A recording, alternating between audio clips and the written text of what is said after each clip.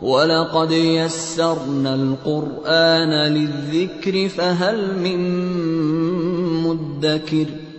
ہم نے اس قرآن کو نصیحت کے لیے آسان ذریعہ بنا دیا ہے، پھر کیا ہے کوئی نصیحت قبول کرنے والا؟ اعوذ باللہ من الشیطان الرجیم، بسم اللہ الرحمن الرحیم، اللہم صلی علی محمد وعلی آل محمد وبارک وسلم۔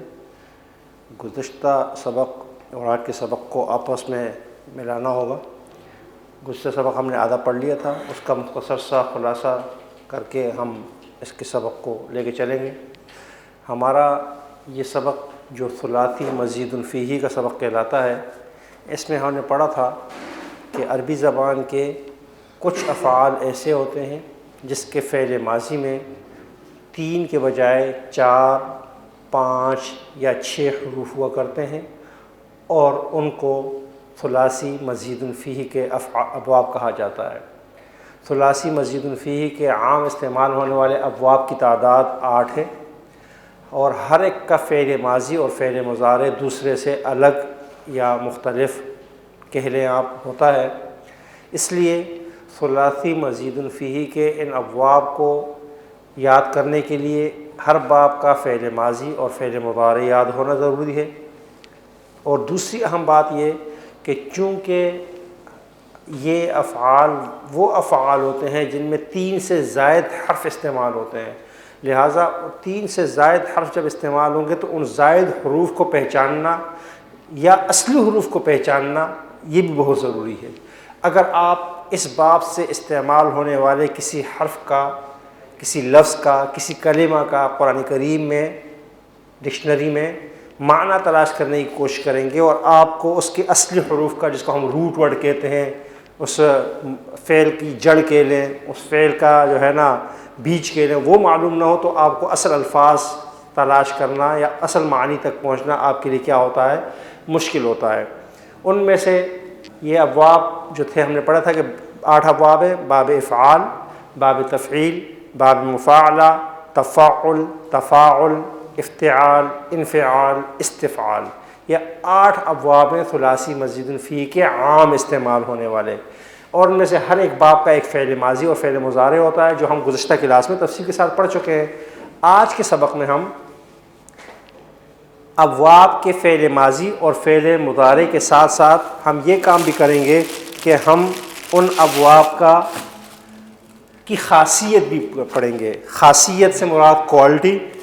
جب بھی کوئی فعل مجرد سے مزید کے ابواب میں آتا ہے تو اس کے معنی میں ایک خاص تبدیلی واقع ہوتی ہے، ایک خاص مفہوم بدلتا ہے، اس کو اس باب کی خاصیت کہا جاتا ہے، جو ہے عربی زبان میں۔ اور اردو زبان والے سے کوالٹی کے لیے، کوالٹی الگ چیز ہے اور خاصیت ایک الگ چیز ہے۔ یعنی اب یہ لفظ اس معنی میں استعمال ہوگا، یہ اس معنی کے لیے کیا ہو گیا ہے، خاص ہو گیا ہے، اس کو خاصیت کہا جاتا ہے، اور کوالٹی شاید اور معنوں میں استعمال ہوتا ہے۔ تو ہم اسی کو لے کے چلتے ہیں کہ ثلاثی مزید فیہ کا پہلا باب کہلاتا ہے باب افعال۔ اس کا فعل ماضی آتا ہے افعل، اور فعل مضارع آتا ہے یفعل کے وزن پر، جیسے انزل ینزل، اور اس کا مصدر آتا ہے انزال۔ میں لکھ بھی لیتا ہوں افعل، جو اس کا اسٹینڈرڈ وزن ہے، افعل یفعل، اور اس کا مصدر آتا ہے افعال، جو کہ اس باب کا نام بھی ہے۔ تو ثلاثی مزید فیہ کا پہلا باب ہو جائے گا افعال کا ماضی، یفعل اس کا مضارع، اور اس کا مصدر کیا ہوگا، افعال ہوگا۔ کیا ہوگا، افعال، جو کہ اس باب کا نام بھی ہے۔ اس کی مثالیں آپ کے سامنے لکھی ہوئی ہیں، مثلا انزل ینزل انزال، اخرج یخرج اخراج، ادخل یدخل ادخال۔ اس کو دہرانا ہوگا، بار بار پڑھنا ہوگا تاکہ ہمیں اس کا فعل ماضی اور فعل مضارع کیا ہو جائے، یاد ہو جائے۔ اب ہوتا کیا ہے، اس کی خاصیت کیا ہے؟ میں نے بتایا تھا مثلا یہی اس باب میں جو میں بتانا چاہ رہا تھا کہ ایک چونکہ یہ 4 حروف پر مشتمل ہے لہٰذا ایک حرف زائد ہوگا اور باقی 3 کیا ہوں گے؟ اصلی ہوں گے.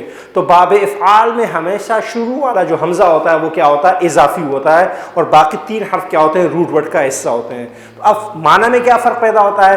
مثلا ان تمام افعال کو جو یہاں لکھے ہوئے میں سے چند افعال کو ہم لیتے ہیں. مثلا پہلا لفظ ہے انزلہ، اس کو جب ہم بغیر حمزہ کے لیں گے تو یہ کیا ہو جائے گا؟ نزلہ ہو جائے گا، اور جب حمزہ کے ساتھ لیں گے تو یہ کیا ہو جائے گا؟ انزلہ ہو جائے گا. نزلہ کے معنی ہے وہ اترا یا نازل ہوا، جبکہ جب یہ نزلہ سے انزلہ ہوا تو اس کا ترجمہ اب ہو گیا اس نے اتارا. وہ اترا، اس نے، ایک ہے خود اترنا اور ایک ہے کسی کو اتارنا.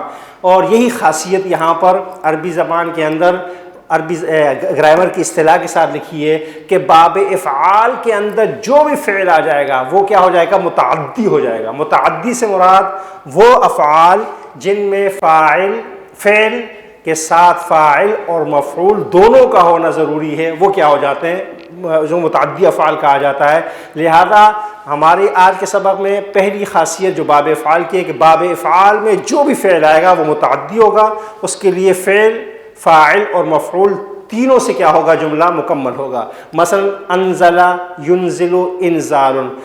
اخرجہ حمزہ کے بغیر خراجہ ہوگا، اس کے معنی ہوں گے وہ نکلا، لیکن اخرجہ معنی کیا ہوں گے؟ اس نے نکالا. ادخلہ بغیر حمزہ کے ہوگا دخلہ، وہ داخل ہوا. ادخلہ معنی اس نے داخل کیا. اس طرح طعمہ اس نے کھایا، اطعمہ معنی اس نے کھلایا. جس طرح کہ ہم جب کھانا کھاتے ہیں تو دعا کرتے ہیں الحمدللہ الذی اطعمنا، جس نے ہمیں کھلایا، وسقانا اور پلایا، وجعلنا من المسلمین. اس طرح بلغہ معنی پہنچا. قرآن کریم میں فلما بلغ مطلع الشمس، جب وہ پہنچا سورج کے غروب ہونے کی، طلوع ہونے کی جگہ. لیکن ابلغ معنی ہوگا پہنچانا، اس نے پہنچایا. اسی سے لفظ نکلتا ہے ابلغ، اس کا فعل ماضی ہوگا افعل کے وزن پر، یبلغ اس کا فعل مضارع ہوگا یفعل کے وزن پر، اور اس کا مصدر ہوگا ابلاغ. اور اسی سے اردو زبان میں ہوتا ہے ذرائع ابلاغ، جو کیا کرتے ہیں؟ ہماری خبریں کیا ہو رہی ہوتی ہیں دنیا کو پہنچا رہے ہوتے ہیں. اس طریقے سے سمع معنی اس نے سنا، اسمع معنی سنایا. یہ تمام نکحا اس نے نکاح کیا، اور انکحا اس نے نکاح کرایا. ہلاکا وہ ہلاک ہوا، اہلکا اس نے ہلاک کیا. نہیں، اس طریقے سے یہ تمام افعال جتنے بھی آئیں گے اس میں کیا ہوگا؟ متعدی کا معنی پایا جائے گا. اور بعض افعال میں ایسے ہوتے ہیں عربی زبان میں کہ جو پہلے سے ہی متعدی ہوتے ہیں، یعنی وہ پہلے سے ہی فعل، فاعل اور مفعول سے مکمل ہوتے ہیں. جب وہ باب افعال میں جائیں گے تو اب ان کو 2 مفعولوں کی ضرورت ہوگی، لہٰذا اس کو کہا جاتا ہے متعدی در متعدی. یعنی وہ پہلے سے ہی مفعول کے ساتھ آئے گا تو اب کیا ہوگا؟ ایک مفعول مزید لانا پڑے گا تاکہ اس کے اندر وہ معنی پیدا ہو جائے جو باب افعال میں جانے کی وجہ سے اس کے اندر پیدا ہوتا ہے. تو یہ ہے ثلاثی مزید الفیہ کے پہلے باب، باب افعال کی. فعل ماضی، فعل مضارع، مصدر. اس میں زائد حرف میں نے بتا دیا، شروع والا حمزہ ہمیشہ زائد ہوتا ہے. لہٰذا اگر آپ سے پوچھے انزلہ میں روٹ ورڈ کیا ہے تو آپ جواب دیں گے نون زا لام. ادخلہ میں کون سا ہے؟ دال خا لام. اطعمہ میں کون سا ہے؟ قا عین میم. یہ اس کی. اور جب آپ قرآن کریم میں معنی تلاش کریں گے، مثلا آپ کو معنی نہیں پتہ اطعمہ کا اور آپ ڈکشنری میں ڈالنا چاہتے ہیں تو آپ حمزہ سے نہیں شروع کریں گے، آپ قا عین اور میم سے تلاش کریں گے تو آپ کو معنی ملے گا، ورنہ آپ کو معنی نہیں ملے گا. ثلاثی مزید الفیہ کا باب نمبر 2 ہے مشہور ابواب میں سے، وہ ہے باب تفعیل، جس کا ماضی آتا ہے فعل اور مضارع آتا ہے یفعل کے وزن پر. ماضی آتا ہے فعل کے وزن پر اور اس کا مضارع کیا آتا ہے؟ یفعل کے وزن پر آتا ہے، اور اس کا مصدر آتا ہے تفعیل آتا ہے. کیا آتا ہے جی؟ تفعیل.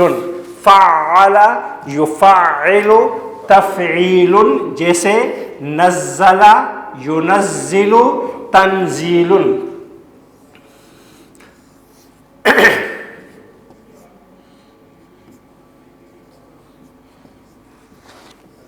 یہ سب کچھ کتاب میں موجود ہے، لہٰذا میں صرف اس لیے دوبارہ ذکر کر رہا ہوں تاکہ آپ حضرات کے سامنے آ جائے، کتاب ہے پیچھے موجود ہے، لہذا کتاب کی بات ہے۔ فعل یفعل تفعیل، جیسے نزل ینزل تنزیل، خرج یخرج تخریج، فہم یفہم تفہیم، اس طرح بلغ یبلغ تبلیغ۔ اس باب کی یہاں پر 5 خاصیات لکھی ہوئی ہیں۔ نمبر 1 خاصیت تو وہی ہے، یعنی اس باب میں بھی جو فعل آئے گا وہ فعل متعدی ہوگا، اس میں فعل، فاعل اور مفعول تینوں سے کیا ہوگا، جملہ مکمل ہوگا، لیکن ساتھ ساتھ اس میں کبھی اہتمام، کبھی تدریج، کبھی کثرت، کبھی مبالغہ، یعنی 5 خاصیات میں سے 1، 2، 3 اور کبھی ایک خاصیت بھی پائی جا سکتی ہے۔ ضروری نہیں کہ جتنی خاصیات لکھی ہوئی وہ سب کی سب پائی جائیں، کسی میں ایک باب میں کسی جگہ ایک خاصیت استعمال ہو رہی ہے، کہیں 2 ہو رہی ہوں گی، کبھی 4 ہو رہی ہوں گی، تو یہ عام سی بات ہے، اس میں کوئی مذائقہ نہیں ہے۔ اب کیسے سمجھیں گے ہم؟ اب دیکھیں جو میں نے آپ کے سامنے لکھا ہے، نزلہ مجرد ہے، انزلہ باب فعال ہے، اور کیا کیا ہے، نزلہ باب تفعیل ہے۔ اب فرق کیا ہوگا، نزلہ، انزلہ، اب اس کے ساتھ ہم کیا کر لیتے ہیں، نزلہ بھی لکھ لیتے ہیں۔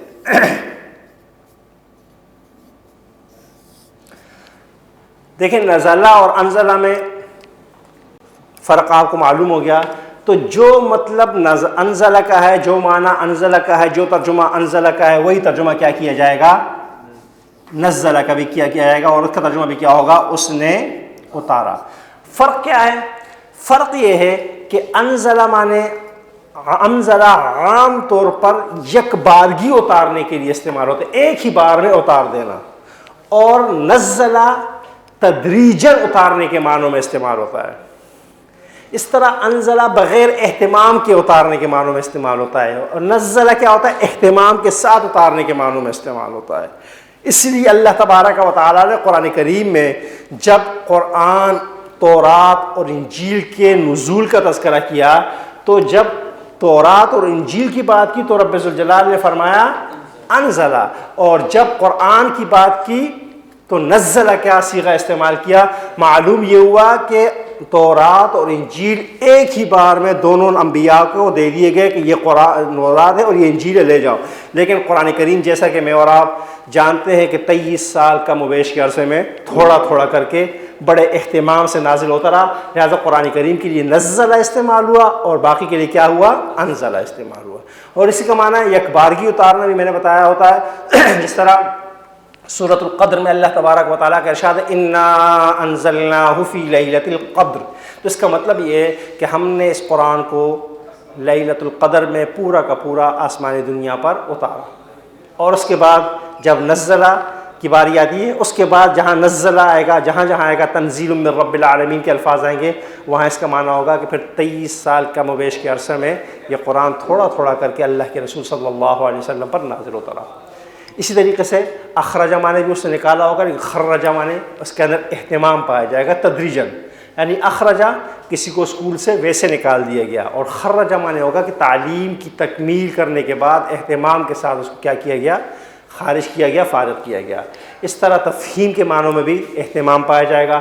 اس طرح قطع یقطع تقطیع، اس کے اندر مبالغہ بھی پایا جاتا ہے، بے دردی سے قطع کرنا کے معنی، اور اس میں اہتمام بھی پایا جاتا ہے۔ مثلا ہم کسی چیز کو جیسے تاہیں ٹکڑے ٹکڑے کر دیں، اور کسی بڑے اہتمام کے ساتھ ہم اسے، گوشت کے ٹکڑے بعض اوقات کیا ہو رہے تھے، بڑے خوبصورتی کے ساتھ کیے جاتے ہیں، اور بعض اوقات ویسے ہی سب کچھ، تو اس کو دونوں میں فرق ہے۔ اس طرح کا غلق یغلق تغلیق معنی وہ بڑے اہتمام کے ساتھ بند کرنا۔ اس لیے سورہ یوسف میں اللہ تبارک و تعالیٰ نے جب غلقہ کا باب استعمال ہوا تو وہاں پر آیا وغلقت الابواب۔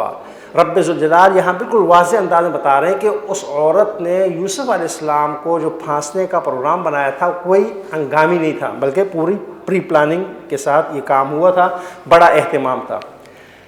قتل یقتل تقتیل، منفی سینس میں جب مبالغہ لیں گے تو اس کے معنی ہوں گے بے دردی کے ساتھ قتل کرنا، یعنی ایک صفاقانہ طریقے سے کسی کو قتل کر دیا جائے تو اس کو کیا کہا جائے گا، قتل یقتل تقتیل۔ ویسے تو قتل بھی کہا جاتا ہے، لیکن کہتے ہیں کسی نے بے دردی کے ساتھ۔ اسی طرح بلغ یبلغ تبلیغ، اور ابلغ یبلغ ابلاغ دونوں کے معنی پہنچانا، اس نے پہنچایا، لیکن دونوں میں فرق یہ ہے کہ ابلاغ میں کسی بات کو بغیر کسی جو ہے نا سوز اندرون، بغیر کسی اندر کی کسی جو ہے نا اخلاص، بغیر کسی جذبے کے تحت کیا کیا جاتا ہے، پہنچایا جاتا ہے. یہ خبریں پڑھ دی جاتی ہیں اور اس کے بعد معاملہ ختم، کہ باقی کیا ہوا، لوگ کیا سمجھیں گے، لوگوں پہ اس کے کیا اثرات ہوں گے، اس سے کوئی فرق نہیں ہوتا. لیکن بلغ یبلغ تبلیغ کے معنی ہوتے ہیں قرآن اور سنت کی دعوت کو لوگوں تک پہنچانا. اس کے لیے کیا ہوگا، وہ اہتمام چاہیے. یہ کام اول تو اہتمام چاہتا ہے، دوسرا یہ تدریج چاہتا ہے، اور دوسرا یہ تیسری بات یہ ہمیشگی چاہتا ہے. یعنی ہمیشہ ہوگا یہ کام، ایسا نہیں ہو سکتا ایک دفعہ 2 دفعہ 3 دفعہ سے نہیں ہوگا. یہ کام پوری زندگی کا ہے، اہتمام کا ہے، تدریج کا ہے. تب جا کر کیا ہوگی بات. یعنی اگر آپ پہلے دن ہی جا کر کسی ایسے شخص کو جس کو دین کے بارے میں سرے سے کوئی پتہ نہ ہو، آپ پوری کی پوری تقریر کرائیں تو وہ بات نہیں سمجھے گا. آپ اس کو تدریجاً لے کر آئیں گے، پہلے تیار کریں گے کہ یہ بھی ہوتا ہے. جب آئے گا تب اس کو پوری بات بتائیں گے، تب جا کر مانے گا. تو معلوم یہ ہوا کہ قرآن کریم میں اللہ تبارک و تعالیٰ نے جہاں جہاں دین کے پہنچانے کے لیے بلغا یا تبلیغ کے الفاظ استعمال کیے ہیں، اس کے لیے اہتمام. اس لیے اللہ کے رسول صلی اللہ علیہ وسلم سے قرآن کریم مخاطب ہو کے کہتا ہے کہ یا ایھا الرسول بلغ ما انزل الیک من ربک، اے میرے رسول پہنچا دیجئے جو آپ کو تیرے رب کی طرف سے کیا ہو، تیرے رب کی طرف سے. فإن لم تبلغ فما بلغت رسالتک، اگر تو نے ایسا نہیں کیا تو تو نے رسالت کا حق ادا نہیں کیا. تو یہ اہتمام و تدریج. باب مفاعلہ، جیسا کہ اس کے معنی سے بھی ظاہر ہے مشارکت. باب مفاعلہ کا ہم نے نام بھی آپ کو بتایا تھا کہ اس کا نام ہے باب مقابلہ. اگر آپ یاد رکھیں تو زیادہ آسان ہوگا. یعنی 2 افراد کا کسی چیز میں باہم مل کر کام کرنا کیا کہلاتا ہے، مفاعلہ کی خاصیت ہے. اور مقابلہ میں بھی یہ ہوتا ہے کہ 2 افراد کسی بھی چیز کے لیے مقابلہ کر رہے ہوتے ہیں. کوئی انعام کے لیے کر رہا ہوتا ہے، کوئی جو ہے نا شان کے لیے کر رہا ہوتا ہے، کوئی بھی چیز ہوتی ہے، لیکن مقابلہ کیا ہو رہا ہوتا ہے. تو قاتل اس کا ماضی آتا ہے قاتلہ کے وزن پر، اس کا مضارع آتا ہے یقاتل کے وزن پر، اس کا مصدر آتا ہے مقاتلۃ. قاتل یقاتل مقاتلۃ کا مطلب ہوگا ایک دوسرے سے قتال کرنا. تلوار کے ذریعے جو قتال ہوتا ہے اس کو قتال کہا جاتا ہے. اس کو کیا کہا جائے گا، قتال. جادل یجادل مجادلۃ، گفتگو میں، باتوں میں آپس میں جو لڑائی ہوتی ہے اس کو کیا کہا جاتا ہے، مجادلہ کہا جاتا ہے. قرآن کریم کی پوری سورہ ہے اس پر، سورہ مجادلہ، جس سے 28 پارے کا آغاز ہوتا ہے. قد سمع اللہ قول التی تجادلک فی زوجہا وتشتکی الی اللہ، کہ عورت کیا کر رہی تھی، اپنے رب سے مجادلہ کر رہی تھی، لڑ رہی تھی کہ یہ کیا ہوا کہ میں نے ساری زندگی تو لگا دی اور اب کیا ہوا میرے ساتھ یہ ہو گیا. تو جادلہ 2 افراد کا گفتگو میں کیا کرنا، لڑنا. اس طرح خاصمہ یخاصم مخاصمۃ، مخاصمت کہتے ہی اسے کہ میری آپ سے مخاصمت ہے یا آپ کی مجھ سے مخاصمت، لڑنے کی جو بات ہوتی ہے اس میں کہا جاتا ہے. اس طرح حرب سے نکلے حارب یحارب محاربہ، فریقین کا آپس میں لڑنا. سابقہ یسابق مسابقہ کہتے ہیں عربی زبان میں 2 افراد کا یا 2 گروہوں کا یا 2 ٹیموں کا ایک دوسرے پر سبقت لے جانے میں مقابلہ کرنا. قرآن کریم میں اللہ تبارک و تعالیٰ کا ارشاد وَسَابِقُوا إِلَىٰ مَغْفِرَةٍ مِّن رَّبِّكُمْ وَجَنَّةٍ عَرْضُهَا كَعَرْضِ السَّمَاءِ وَالْأَرْضِ، کہ سبقت لے جاؤ ایک دوسرے سے. اور اس طرح شارکہ یشارکو مشارکتن، یہ لفظ تو بالکل واضح ہے کہ مشارکت کہتے ہیں کہ 2 افراد باہم مل کر جب کسی کام میں شریک ہوتے ہیں تو اسے کیا کہا جاتا ہے، مشارکت کہا جاتا ہے. تفعل کا فعل ماضی، تفعل فعل مضارع یتفعل، اور مصدر تفعل کے وزن پر آتا ہے. جس طرح تعلم یتعلم تعلم، تقطع یتقطع تقطع، تبدل یتبدل تبدل، تکلف یتکلف تکلف، وغیرہ وغیرہ. یہ تمام ابواب باب تفعل سے تعلق رکھتے ہیں. اس باب کی خاصیت جو سب سے اہم خاصیت ہے وہ ہے لزوم. اور دوسرا اس کے اندر بعض جگہ اس کے ابواب میں تکلف و اہتمام کا معنی بھی پایا جاتا ہے. لزوم سے مراد فعل لازم ہے، اور ہم پہلے ایک سبق کے اندر تفصیل کے ساتھ پڑھ چکے ہیں کہ فعل لازم کے اندر جو بھی باب آتا ہے وہ فعل اور فاعل سے بات مکمل ہو جاتی ہے. مثلا جلسہ وہ بیٹھا، دخلا وہ داخل ہوا، خرجا وہ نکلا، یعنی فعل اور فاعل سے جملہ مکمل ہو جائے، ایسے باب کو فعل لازم کہا جاتا ہے۔ تو باب تفاعل کے اندر جتنے بھی باب آئیں گے تو اس کے اندر کیا ہوگا، خود یعنی فعل اور فاعل سے کام کا مفہوم مکمل ہو جائے گا۔ جیسے تعلم یتعلم، تعلم اس کا مطلب ہے تعلیم حاصل کرنا، تعلیم حاصل کرنا، یعنی میں خود تعلیم حاصل کر رہا ہوں۔ اور اسی فعل کو جب ہم باب تفعیل میں لے جائیں، جو ابھی ہم نے تھوڑی دیر پہلے پڑھا، علم یعلم تعلیم، تو اس کے معنی ہوں گے دوسروں کو تعلیم دینا۔ تعلم معنی سیکھنا اور تعلیم معنی سکھلانا۔ تو اب دیکھیں تعلم کے اندر کیا معنی آ گیا، سیکھنا، یعنی ایک بندہ خود سیکھ رہا ہے بس، اور ایک تعلیم کے اندر کیا معنی ہے کہ اوروں کو بھی کیا کر رہا ہے، سکھلا رہا ہے۔ اس طرح تقطع یتقطع، تقطع معنی منقطع ہونا، خود بخود کیا ہو جانا، منقطع ہونا۔ وتقطعت بہم الاسباب، قرآن کریم میں اللہ تبارک و تعالیٰ کا ارشاد ہے کہ قیامت کے دن جب یہ لوگ جہنمی اور آ جائیں گے تو ان کی جو دنیا کے اندر دوستیاں تھیں، جو تعلقات تھے، وہ وتقطعت بہم الاسباب، ان کی جتنے اسباب تھے، جتنے ذرائع تھے، وہ سب کے سب خود بخود کیا ہو جائیں گے، ختم ہو جائیں گے، منقطع ہو جائیں گے۔ اس طرح تبدل یتبدل، تبدل کے معنی ہوتے ہیں خود تبدیل ہونا، یہ اس کی خاصیت ہے۔ اس طرح بہت ساری، اس طرح یہ جو لفظ ہے تشبہ یتشبہ، تشبہ، اس کے اندر تکلف بھی ہے اور اہتمام بھی ہے۔ تشبہ کہتے ہیں کسی دوسرے کی مشابہت اختیار کرنے کو، تو اس کا مطلب یہ ہے کہ اہتمام کے ساتھ، تکلف کے ساتھ کسی کی مشابہت اختیار کرنا اس کے اندر پایا جائے گا۔ مثلا میں اور آپ عام طور پہ بہت سارے ایسی چیزیں استعمال کر رہے ہوتے ہیں جو یورپ نے ایجاد کی ہیں اور یورپ کی وہ ہیں۔ مثلا ہم کرسی پر بیٹھتے ہیں، ہم موبائل استعمال کرتے ہیں، ہم کمپیوٹر استعمال کرتے ہیں، ہم گاڑی استعمال کرتے ہیں، یہ سب ان کی ہے۔ اب اگر کوئی کہے کہ جو ہے نا کہ بھئی آپ نے مغرب کی مشابہت اختیار کر لی ہے، تشبہ اختیار کر لیا ہے، تو یہ تشبہ نہیں ہوگا۔ تشبہ ان چیزوں میں تشبہ مشابہت اختیار کرنا حرام ہے جو ان کا دینی شعار ہے یا مغربی تہذیب کی علامات ہیں، ان کو اختیار کرنا کیا ہوگا، تشبہ ہوگا۔ مثلا ابھی بیسنت منایا جائے گا، پھر ویلنٹائن ڈے منایا جاتا ہے، بلکہ اس سے پہلے جو ہے نا کرسمس آئے گا، کرسمس ڈے آ جائے گا، تو یہ ان کے مذہبی شعار ہے، یہ ان کی علامت ہے، بھئی یہ شخص عیسائی ہے اور یہ کیا ہے، عیسائی نہیں ہے۔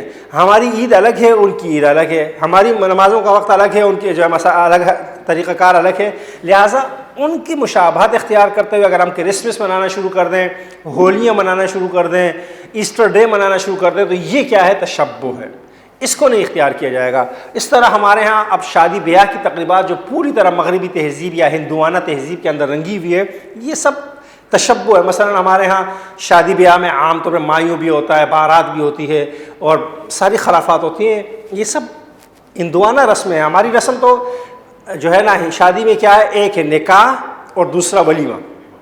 اللہ بارات والا تصور تو اسلام کا تصور ہی نہیں ہے، اور جو ہے نا کہ لڑکی کی طرف سے نکاح کا یہ غیر اسلامی غیر شرعی تصور ہے۔ ایک ہمارا نکاح ہے اور اس کا اعلان مسجد میں کرنا سنت ہے، اور ولیمہ آسانی کے ساتھ جو میسر ہو وہ کیا کر دیا جائے، لوگوں کو کھلا دیا جائے۔ ایسا نہ ہو کہ ہمارے ولیمے جو ہے نا وہ اتنے لمبے چوڑے ہوں کہ کسی کے گھر، اس طرح ہمارے ہاں بہت سارے ولیمے ایسے ہوتے ہیں کہ 10 گھروں کی شادیاں ہو سکتی ہیں اس کے اندر۔ آپ جائیں اندرون سندھ جائیں، غربت کے مارے لوگ بھوکے ننگے ہوتے ہیں، جو ہے نا ان کے کھانے کا نہیں میسر ہوتا، اور میں یقین سے کہتا ہوں کہ کراچی کے شادی ہالوں میں اگر یہ اہتمام کر دیا جائے کہ بچا ہوا کھانا ہم جو ہے نا ان لوگوں کو کھلائیں گے تو سینکڑوں نہیں ہزاروں لوگوں کے جو ہے نا پیٹ بھر جائیں، لیکن یہاں ایسا نہیں ہوتا۔ یہاں پہ ضائع تو کر دیا جاتا ہے، پھینک تو دیا جاتا ہے، لیکن کسی غریب کے، اسی شخص جس کے بیٹے کا ولیمہ ہو اور وہیں پہ کوئی فقیر آ جائے اور کہے کہ جی میں بھوکا ہوں مجھے کھانا کھلا دو، اس کو حال میں نہیں گھسنے دیا جاتا کہ نہیں کہاں جاؤ، تم کہاں جا رہے ہو، تمہارے لیے تھوڑا ہی ہے۔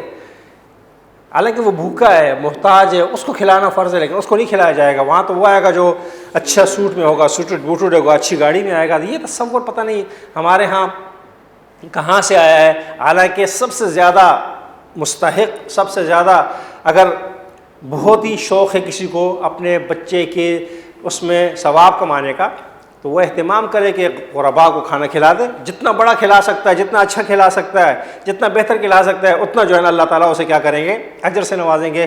لیکن ان آنٹی اور آنٹیوں کو کھلانا جو مغربی تہذیب سے وارستہ پیراستہ آئیں، نہ وہ بسم اللہ پڑھیں نہ سبحان اللہ پڑھیں، کھائیں پئیں اور گپیں لگائیں، اس کے بعد چلے جائیں، پتہ نہیں کون سا تصور ہے ہمارا، یہ تشبہ ہے، یہ مغربی تشبہ ہے۔ اور مغرب نے یہ سمجھ رکھا ہے ہمارے ذہنوں میں بات کہ دین اور دنیا دو الگ الگ چیزیں ہیں، اور سیاست یہ دین کا کام جو ہے نا وہ صرف نماز روزہ حج تک۔ اور میں ابھی بات کر رہا تھا پرویز بھائی سے کہ جب تک سیاسی طور پر اسلام غالب نہیں ہوگا ہمارا کوئی مقام نہیں ہے، ورنہ تبلیغی جماعت کا بہت بڑا اجتماع ہوتا ہے، رائے ونڈ میں بھی اس سے بڑا ہوتا ہے، بنگلہ دیش میں اس اجتماع کا عالم کفر پر اتنا بھی اثر نہیں ہوتا۔ کیوں نہیں ہوتا؟ ہمارا لاکھوں کا اجتماع ہوتا ہے حج کا، اگر آپ، لیکن اس اجتماع کا کوئی اثر نہیں ہے، کیونکہ ہم سیاسی طور پر اس وقت کیا ہیں، مغلوب ہیں۔ اگر سیاسی طور پر ہمارا غلبہ ہوتا تو یہ اندلس، جسے اندلس اسپین کہتے ہیں، یہ ہمارا تھا۔ 800 سال ہم نے اس پر کیا کی ہے، حکومت کی، 800 سال۔ آج اسپین کے اندر آپ کو قبلہ رخ بتانے والا کوئی نہیں ملے گا۔ اسپین کے لوگوں کے اندر آج بھی ان کے اندر عربی النسل کی علامات موجود ہیں، جن کو زبردستی عیسائی کیا گیا، جن کو عیسائی بنایا گیا۔ آپ ان کے آباء و اجداد کو دیکھیں تو یہ مسلمان نکلیں گے، لیکن ہمارا کوئی مقام نہیں، کیونکہ سیاسی طور پہ جب ہم مغلوب ہوئے ہوتے ہوتے 1857 کے اندر ہمارا تیا پانچا ہو گیا، جب مغلیہ حکومت بھی ختم ہو گئی تو پھر ہم بالکل ہی کیا ہو گئے، ختم ہو گئے۔ لیکن اس میں غیروں سے زیادہ اپنوں کا کردار تھا، کہ اپنوں نے جب عیاشیاں شروع کی، اپنے جب عیاشیوں کے اندر پڑے، آپ اندلس کے ان محلات کا ذکر پڑھیں تاریخ میں، پاؤں تلے زمین نکل جاتی ہے کہ ان لوگوں نے اپنی اپنی بیویوں کے لیے کس قسم کے محلات تعمیر کیے تھے۔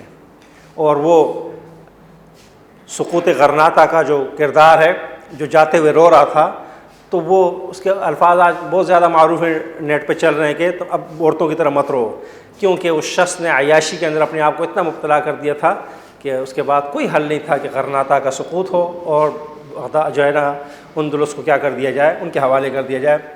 تو تشبہ جب بھی اختیار کی جاتی ہے کسی بھی قوم کی۔ اقبال نے جب شاعری شروع کی تو اقبال میرے لحاظ سے آپ جو ہے نا ولی تھا، ولی۔ اس نے جب کہا تھا نا کہ یہ مغرب کی تعلیم جو ہے نا، یہ مغرب صرف تعلیم نہیں ہے، یہ صرف تعلیم نہیں ہے، یہاں پہ مغرب الہاد بھی آئے گا، اللہ سے انکار بھی آئے گا، بے دینی بھی آئے گی۔ یہ تعلیم صرف تعلیم نہیں ہوگی، یہ الہاد کا مرکز ہوگا۔ اور وہی ہوا کہ اس تعلیم کے نتیجے میں جو ہمارے کالج یونیورسٹیز میں آج کل پڑھائی جا رہی ہے، اس کے نتیجے میں کوئی شخص نام کا تو مسلمان رہ جاتا ہے، کام کا مسلمان نہیں رہتا، اس کا دین ختم ہو جاتا ہے، الا ماشاء اللہ جو بچ جائے، ورنہ وہ دینی طور پہ ملحد ہو جاتا ہے، اس کا اللہ پر تصور اس کا نہیں ہوتا۔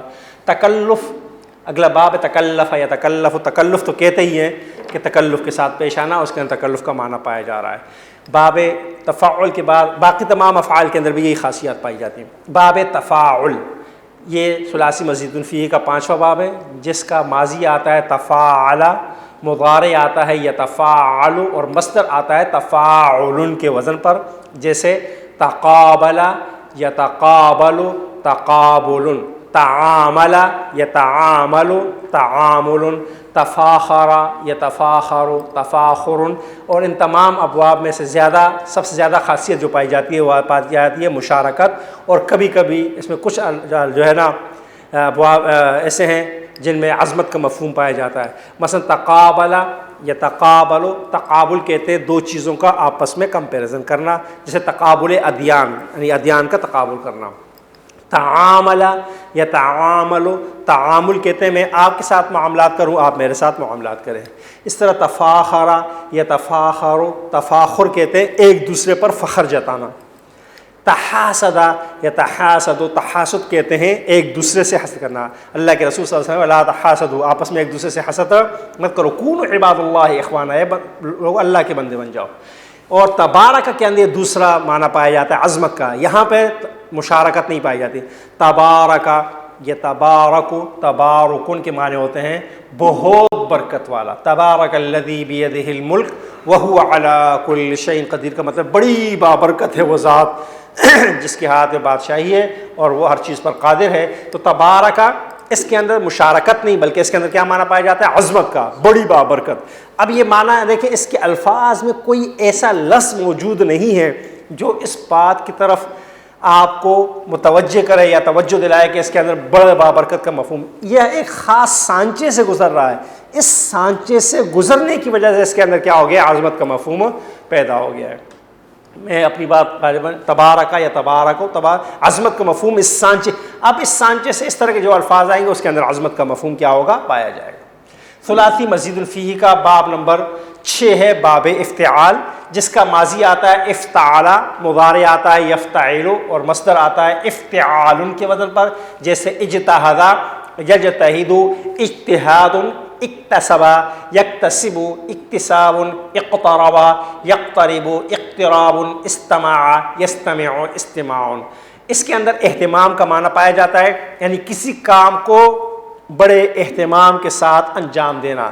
مثلا اجتہاد یجتہد، اجتہاد کہا جاتا ہے کسی شرعی مسئلے کے اندر قرآن و سنت میں کوئی واضح جو ہے نا احکامات موجود نہ ہو، یعنی موجودہ دور کے مسائل میں سے کوئی مسئلہ آ جائے تو علماء اکرام کیا کرتے ہیں؟ قرآن و سنت کے احکامات کو سامنے رکھتے ہوئے اس جیسے مسئلے میں ایک رائے جو ہے دیکھتے ہیں کہ پہلے کیا رہا تھی اس قریب ترین مسئلوں میں، اور اس کے بارے میں پھر فیصلہ کرتے ہیں کہ اس کے بارے میں یہ جو ہے نا فیصلہ کیا جاتا ہے کہ یہ جائز ہے یا ناجائز ہے. اس کو اجتہاد کہا جاتا ہے. اجتہاد کا دروازہ ہمارے ہاں لوگوں نے سمجھا ہے بند کر دیا گیا، لیکن اجتہاد کا دروازہ بند نہیں، آج بھی اجتہاد ہوگا، کیونکہ بہت سارے مسائل آج کے دور میں ایسے ہیں جو اس وقت موجود نہ تھے. مثلا گردوں کی پیوند کاری ہے، آنکھوں کا لگایا جانا ہے، خون کی جو ہے نا ایک دوسرے کو خون کی فراہمی ہے، یہ سب وہ مسائل تھے جو اس زمانے میں موجود نہ تھے. آج کے مسائل میں کیا موجود ہیں؟ بالوں کے اندر وگ لگانا ہے، مصنوعی بال لگانا ہے، جو ہے نا پلاسٹک سرجری ہے. یہ مسائل کیا تھے؟ اس زمانے میں کہ مسائل نہیں تھے، یہ آج کے مسائل ہیں. اب ان مسائل کے اندر جو ہے نا علماء نے اجتہاد کیا، بیٹھے دیکھا قرآن و سنت کے جو ہے نا روشنی میں ہوتا ہے، ایسا نہیں قرآن و سنت کو بالائے طاق.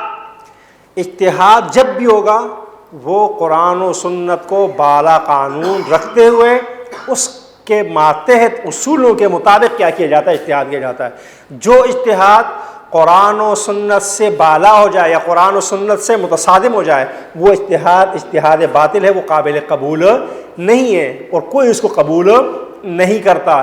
جس طرح ہے بہت سارے دانشور یہ بات کہتے ہیں کہ جو ہے نا اب ہمیں جہاد کا نام نہیں لینا چاہیے کیونکہ جو ہے نا اب دنیا کے اندر جہاد کا تصور ختم ہو چکا ہے. یہ باطل تصور ہے. جہاد نبی اکرم صلی اللہ علیہ وسلم نے فرمایا کہ الجہاد ماض الی یوم القیامۃ، قیامت تک چلتا رہے گا. اس طرح اکتسب یکتسب، اکتساب کہتے ہیں محنت کے ساتھ کام کرنے کو کیا کہا جاتا ہے؟ اکتساب کہا جاتا ہے. اقترب یقترب، اقتراب کے معنی ہوتے ہیں قریب ہونا اہتمام کے ساتھ. اس طرح استمع یستمع، استماع سے یہ بات آپ کو بہت واضح طور پہ سمجھ میں آ جائے گی. استماع کہتے ہیں کسی چیز کو اہتمام کے ساتھ سننا، غور سے سننا، توجہ سے سننا. اور یہ مفہوم کسی بھی چیز کے لیے اس وقت استعمال ہوتا ہے جب وہ چیز جو آپ سن رہے ہیں آپ کی سمجھ میں آ رہی ہو، آپ کو اس کا مفہوم سمجھ میں آ رہا ہو. اس لیے اللہ تبارک و تعالیٰ نے قرآن کریم میں جب قرآن کریم کے لیے فرمایا وَإِذَا قُرِئَ الْقُرْآنُ، جب قرآن پڑھا جائے فَاسْتَمِعُوا، باب افتعال کا صیغہ امر کے ساتھ استعمال کیا، فَاسْتَمِعُوا، اس کو کیا کرو؟ غور سے سنو. مطلب کیا ہے غور سے سننے کا؟ کہ سمجھو گے تو غور سے سنو گے، جب سمجھو گے نہیں تو غور سے سننے کی نوبت آتی ہی نہیں. فَاسْتَمِعُوا، تو اس کو کیا کرو؟ غور سے سنو. لَعَلَّكُمْ تُرْحَمُونَ، تو یقیناً تم پر پھر کیا کیا جائے گا؟ رحم کیا جائے گا. تو استماع کے اندر اہتمام کا مفہوم پایا جاتا ہے، اور اہتمام اسی وقت ہوگا جو مجھے اور آپ کو سمجھ آئے گا. لیکن حقیقت یہ ہے کہ ہماری آبادی میں سے مساجد میں جو لوگ حاضر ہوتے ہیں، اکثر تو جو ہوتے ہی نہیں ان کی تو بات ہی کچھ اور ہے، جو حاضر ہوتے ہیں ان میں سے بھی اگر آپ سروے کر لیں تو آپ کو 0.5% لوگ بھی ایسے نہیں ملیں گے جو قرآن کریم یا نماز کا سبق یا نماز پڑھتے ہوں اس کے معنی اور مفہوم سے کیا ہوں واقف ہوں. ہاں انہی میں سے اگر آپ کسی سے کہیں کہ آپ نے شیکسپیئر کے ناول پڑھے ہیں تو آپ کو بتائے گا کہ ہاں وہ بھی پڑھا تھا، وہ بھی پڑھا تھا، وہ بھی پڑھا تھا، وہ بھی پڑھا تھا، سب آتا ہوگا.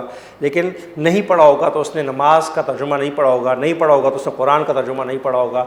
ہدایت کی کتاب اسے معلوم نہیں، دنیا کی تمام کتابیں اس نے تمام زبانوں کے اندر کیا کر لی ہوں گی، پڑھ لی ہوں گی. یہ ہماری بدقسمتی ہے. اللہ تعالیٰ قوم کو ہدایت نصیب فرمائے. ثلاثی مزید فیہ کا اگلا باب ہے باب انفعال، اور باب انفعال کا فعل ماضی آتا ہے انفعل، مضارع آتا ہے ینفعل، مصدر آتا ہے انفعال، جیسے انصرف ینصرف، انصراف، انقطع ینقطع، انقطاع، انفجر ینفجر، انفجار. اس باب میں پہلے والا جو ان ہے اس کے علاوہ اصلی حروف ہیں، اس لیے آسانی کے لیے ہم اس کو ایک جملہ کہتے ہیں ان کے علاوہ باقی کیا ہے، اصلی حروف ہیں.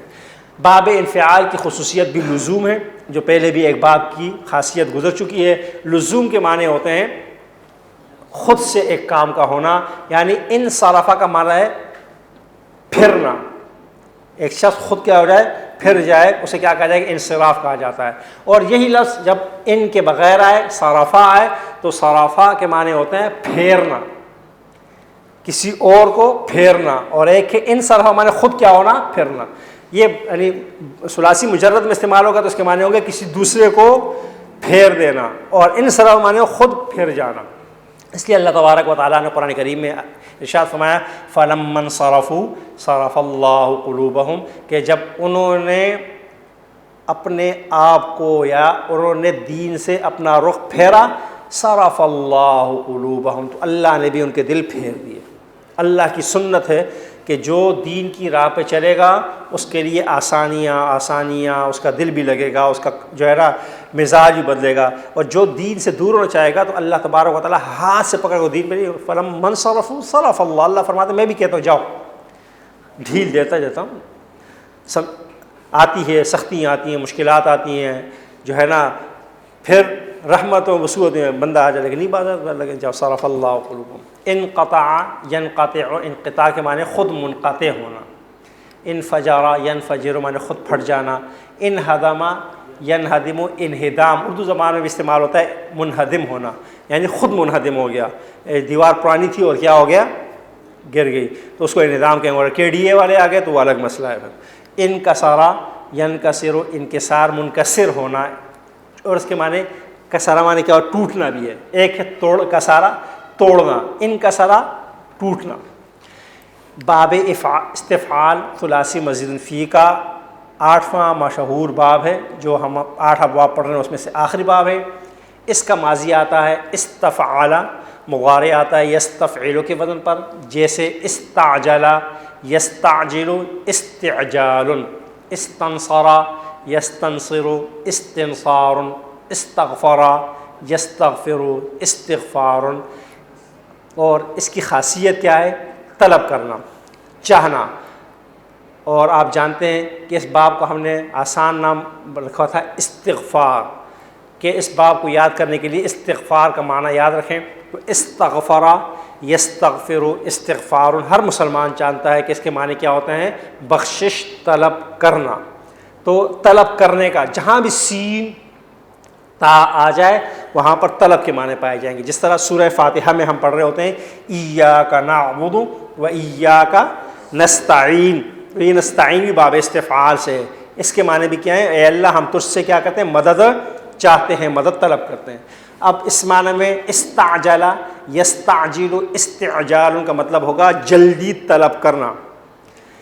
اس طرح استنصر یستنصر، استنصار میں مدد طلب کرنا. نصر معنی مدد، استنصر معنی مدد کو طلب کرنا. اور استغفر کے معنی ہم پڑھ چکے ہیں.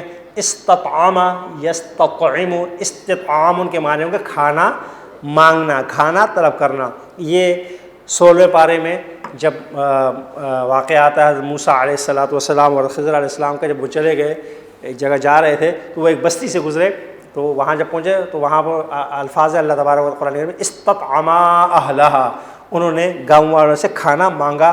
فابوا، انہوں نے انکار کر دیا، یضیفوہما، ان کی مہمان نوازی سے. تو استطعما یستطعم معنی کھانا کیا کرنا، طلب کر رہا. تو یہ اصول ہے عربی زبان کا کہ سین اور تا جہاں پر آ جائے وہاں پر کیا ہوتا ہے, اس کے اندر طلب کے معنی آ جاتے ہیں. یہ تو ہمارے ثلاثی مزید الفیل کے 8 ابواب تھے. اب چند آیات اس میں پہلے جو ہماری مشق ہے اس میں قرآن کریم کی باب افعال ہے. مثلا پہلی آیت ہے اعوذ باللہ من الشیطان الرجیم.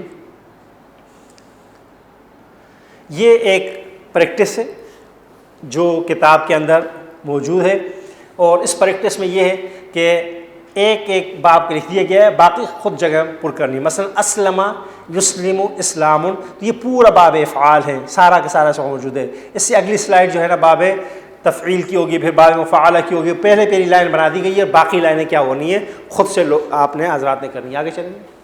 اس سوال کے اندر کے آیات ہیں, ان میں جو ہے نا ثلاثی مسجد الفی کے باب افعال کو ہم نے تلاش کرنا ہے. مثلا قرآن کریم کی پہلی آیت ہے هو الذي ارسل رسوله بالهدى ودين الحق ليظهره على الدين كله. اس میں ایک فعل باب افعال کا استعمال ہوا ہے, اور وہ کیا ہے, ارسل. افعال کے وزن پہ ارسل استعمال ہوا. جی پورا لے آیا تھا کہ جو ہے نا اس میں آ جائے. جی اس کا جیسے ہم نے پہلے بتایا تھا کہ روٹ ورڈ کیا ہوگا, را سین لام ہوگا, کیونکہ شروع والا حمزہ کیا ہوتا ہے, اضافی ہوتا ہے. یہ اور پہلا صیغہ ہے واحد مذکر غائب کا. آگے چلیں. انزل من السماء ماء فاخرج به من الثمرات رزقا لكم. اس نے نازل کیا آسمان سے تمہارے لیے پانی, اور پھر اس کے ذریعے تمہارے لیے پھلوں سے رزق نکالا. اللہ تعالیٰ سے دعا ہے کہ مولا کریم ہم سب کو قرآن و سنت پر عمل کرنے, اس کی تعلیمات کو سمجھنے اور اس کے مطابق اپنی زندگی گزارنے کی توفیق عطا فرمائے. وما علینا الا البلاغ.